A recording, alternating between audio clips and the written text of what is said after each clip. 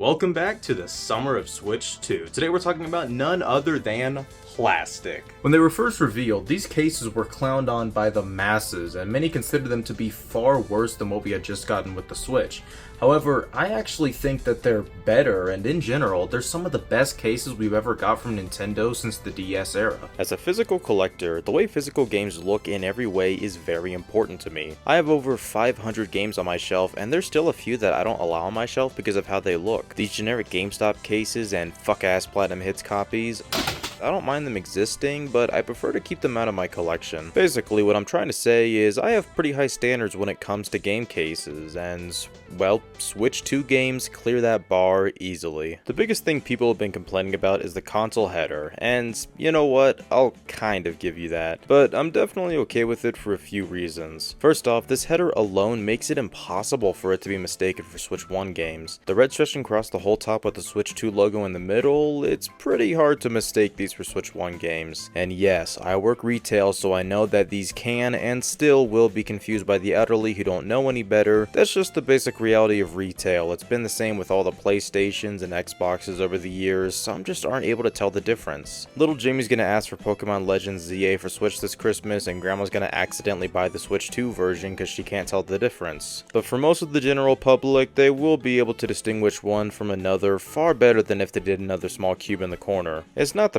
prettiest looking, but it does make it incredibly apparent that this is for a different console. One thing I do definitely like about this header is that it doesn't feel like it cuts off the cover art as much. I like the Switch 1 template fine enough, but the Switch logo honestly looks a bit out of place most of the time. On most games, it's covering something, and in turn makes some of these covers look like they're being cut off by the logo, and, well, they are. Since the Switch 1 logo is just a square in the corner, obviously they're gonna make the art the size of the case, then put the logo over it. And sometimes it looks like they didn't even take this into account.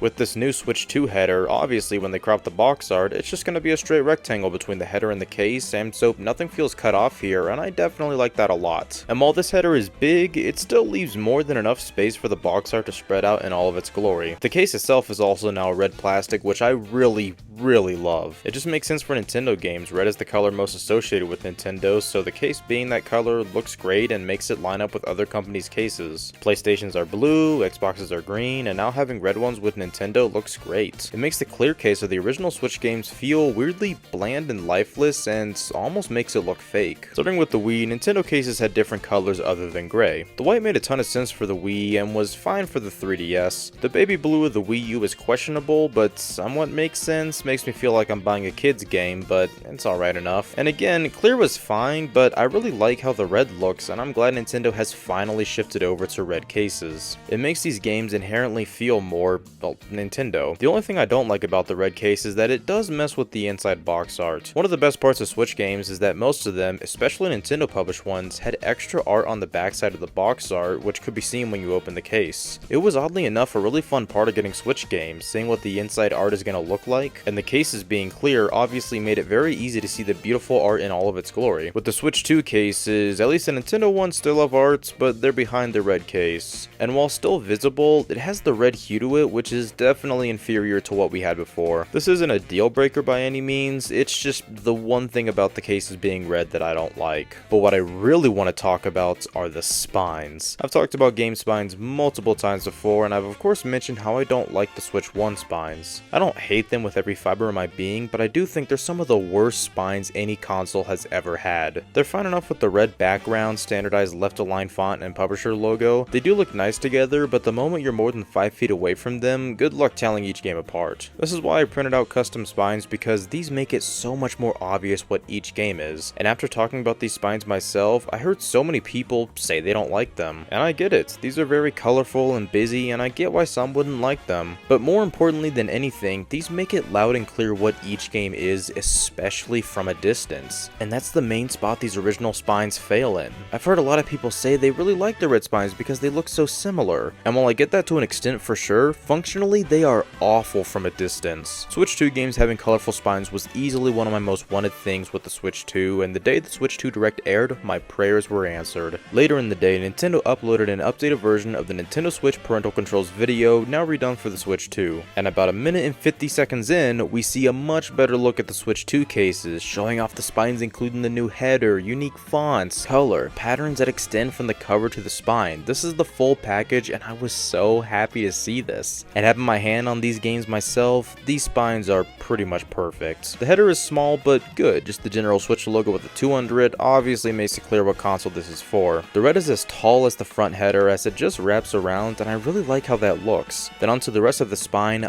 Finally, some color. Some of them have the front cover art wrap around, which looks super good, and others are a single static color, but it's still very clear what these games are. Cyberpunk is one of the only games with a yellow cover I can think of. I mean, there's Mario 3, but if you confuse these games' spines, that's on you. But I'm just glad these spines have color again, because even though it may still be a bit tough reading the text itself, the yellow background screams that this is Cyberpunk loud and clear. The font is pretty generic, but I'm fine with that. Mario Kart World has a more stylized font which definitely looks the best, but the generic font doesn't look bad by any means. And some of these spines are pretty simple, but still perfect. Puyo Puyo Tetris 2S has a white spine with the title in a generic font, but the inclusion of a Puyo and a Tetranome makes it very obvious what this game is. Hitman and Yakuza both seem to have the same generic font from the Switch 1, but again, with the cover extending to the spine, it still looks far better and makes it way easier to figure out what game it is. These games all look great together on a shelf. Obviously, they're not as colorful and busy as the Switch 1 spines I printed out, but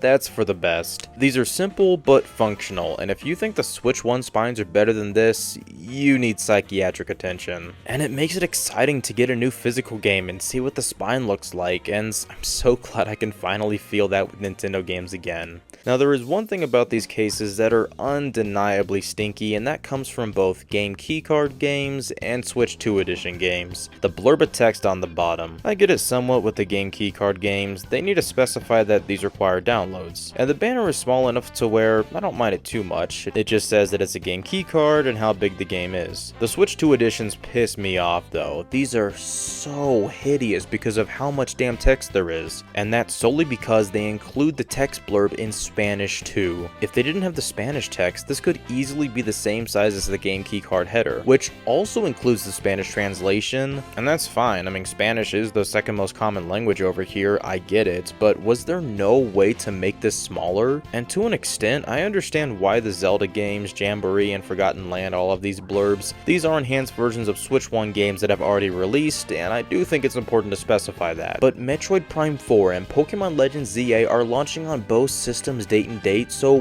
why do we need all this junk? This undeniably makes these look worse than the Switch 1 versions, and it's a shame because I love the color of the Switch 2 edition case, but the blurb of text and also how poorly Prime 4's art is cropped makes this inferior. It's a shame I'm still only picking up the Switch 2 version for now, even though the Switch 1's cover actually looks way better. The last thing I really want to talk about is game key cards in general. This doesn't relate to the cases at all, but this is the most natural opportunity for me to talk about them, and I would like to, especially considering how controversial they are. But I gotta say, I don't really mind them. Here's the deal. Cartridge-based games tend to be the priciest games to produce, since producing these special chips and plastic casing takes far more work than making Blu-ray discs. And of course, the larger the game files, the bigger the cartridge needs to be, and in turn, the more expensive the cartridge is to produce, the more the game is ultimately going to cost. Game keycards allow publishers to put their physical releases on much cheaper cards, which isn't just cheaper for them, but it's also cheaper for us as the consumers. A game like Yakuza 0 is 47 gigabytes, so it would easily require a 64GB cartridge, but it being a game keycard allows it to be on a cheaper cartridge and retail for only $50, which isn't bad for such a big game. As a physical collector, there is a part of me that is hurt in a way. These aren't completely physical after all, but also as a 20-year-old with rent and car insurance and all sorts of other bills that I consistently need money for, I appreciate some of these games being cheaper a lot, and having to download Yakuza 0 on my Switch 2, I mean, okay, do you understand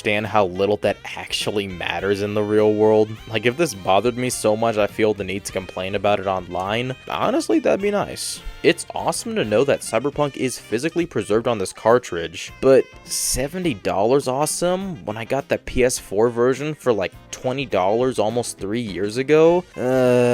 One great thing about game keycards is that you still have the presence of physical games. You can lend it to a friend who can play it on their system, or trade it in and someone else can buy and still play it. Of all the ways to bridge the gap between physical and digital games, this one isn't too bad in my eyes. It's far better than the code and box games. I mean, you want to talk about anti-consumer? That is the literal definition of these. Again, this is like a physical game, you just have to download it, which does suck, but be fucking for real. This has been a thing since the PS4 days. Anytime you get a new game for that, you gotta wait for it to copy and it takes up all the storage on your system. I'm not a fan of this by any means. I'm not in love with the fact that it's now a thing on Nintendo systems, but for the time being, this isn't the case with Nintendo games. There may be a day one patch or an upgrade pack download, but these are still pretty much entirely on the cart. It's just a handful of third-party games, and I can tolerate that. What is dumb is Puyo Puyo Tetris 2 being a game key card.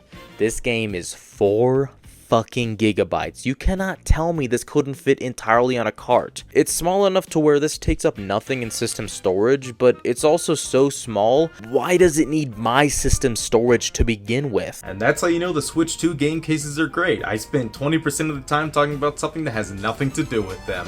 Thanks for watching, and good fucking Nicus.